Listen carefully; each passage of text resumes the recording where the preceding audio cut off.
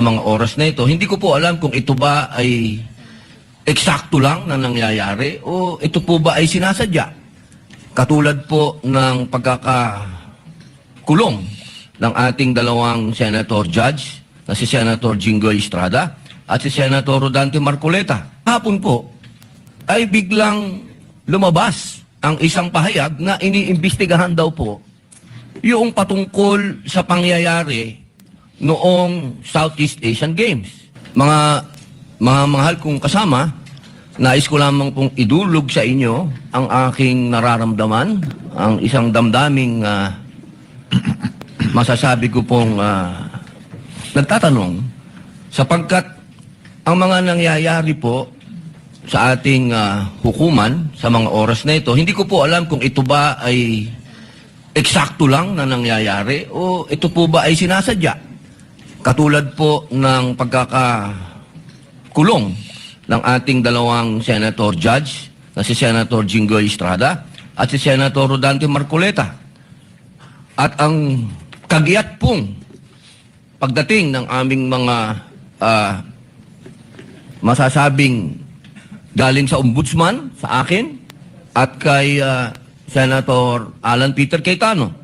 At kahapon, pagkatapos pong ng isang araw na mabanggit ang patungkol sa pagpunta ng ating mahal na NBI Director sa Bangkok, at ito po ay kinwestiyon ni Senator Alan Peter Cayetano, kahapon po ay biglang lumabas ang isang pahayag na iniimbestigahan daw po yung patungkol sa pangyayari noong Southeast Asian Games.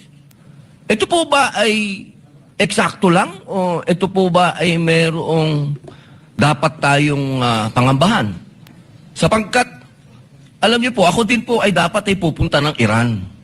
Sapagkat isinagawa po ang pagbibigay-pugay sa namatay na kanilang leader, spiritual leader. Pero hindi po ako tumuloy dahil may impeachment po tayo. Tanong ko lamang po sa ating mga kasama, dapat po ba tayong mangamba? Dapat po ba kaming manggamba? At tayo po ay parang eksakto naman lahat ito? Hindi ba po tayo ay malayang korte?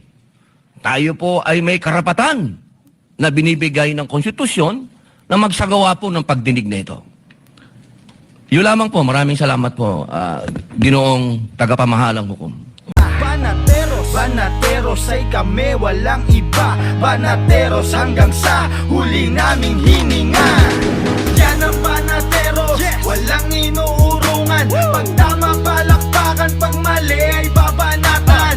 Yan ang banateros, boses ng ordinaryo Pilipino. Banateros ay walang makakaawan. Para lagi kang updated. Ako nga pala si Bidaya ng mga oposisyon sa kasalukuyan po. At sabi nga, galit na galit ang mga dapuhan ang Pangulong Duterte. Kung hindi ka pa nakakapag-subscribe, isubscribe mo na yan!